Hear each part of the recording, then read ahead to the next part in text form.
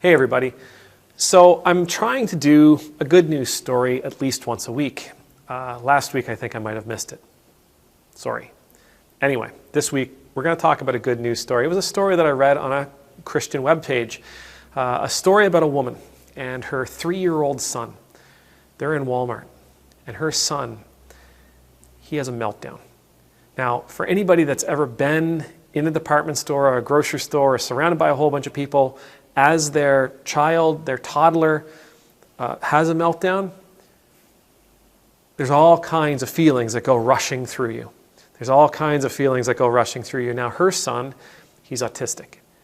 And so what he's going through is significantly more complicated than what any of my children went through, and many of our children went through. He was inconsolable. He was simply not going to be consoled. Now, the reason this happened is he found this toy. He found this stuffy, this teddy bear, this stuffed animal that he loved. His mother couldn't afford it. She couldn't get it. And so she had to say no. And the minute she said no, that was it. Game over. He was inconsolable. There was no talking to him. There was no bringing him down. He went red light. She picked him up, and feeling embarrassed, as parents do, she walked out of Walmart. And he was still in his place of intense grief. Put him in the car. As she buckled him into her car, another woman came along,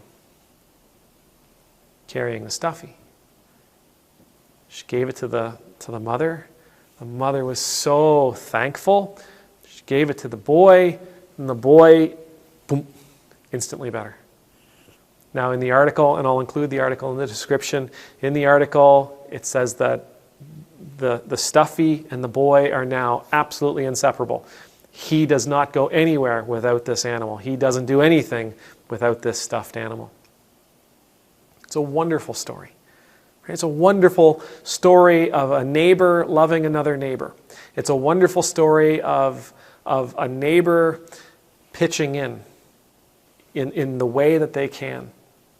But there's a lot to this. Like, there's actually a lot to something that seems so simple.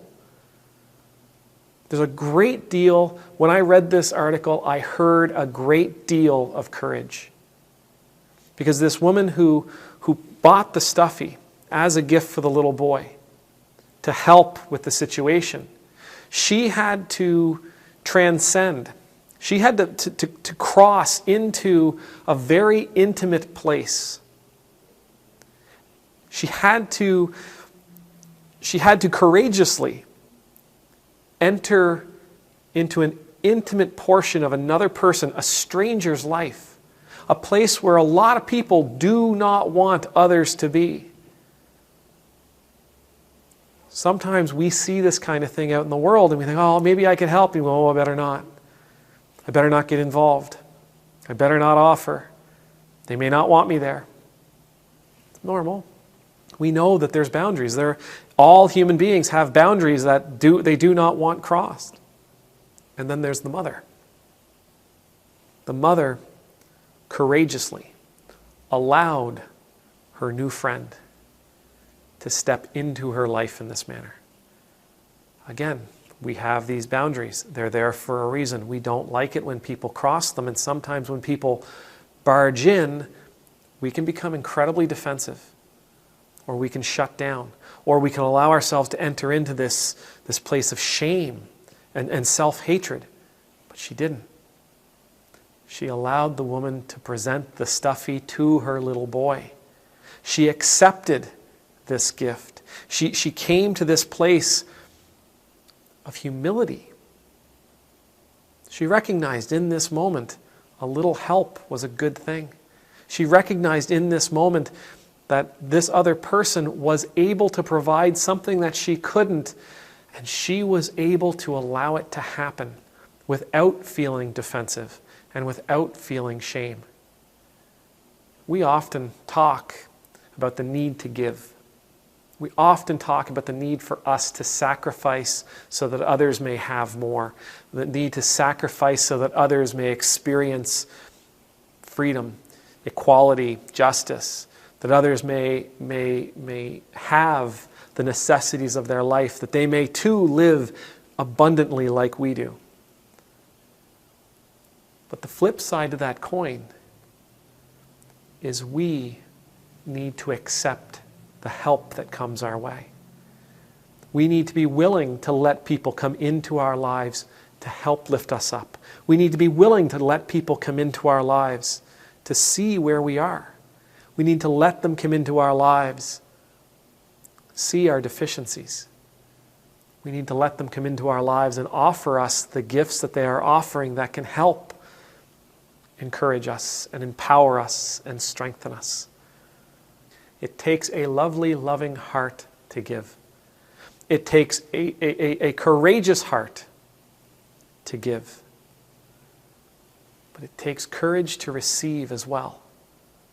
It takes love to receive as well.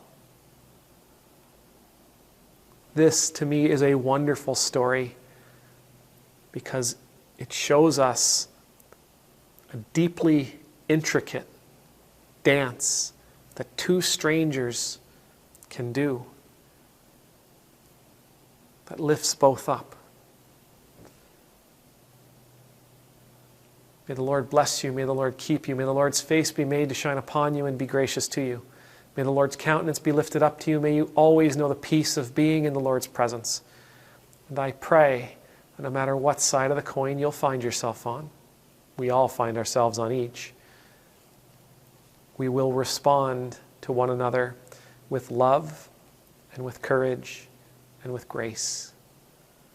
That we will give when we can give, that we will accept when those gifts come our way.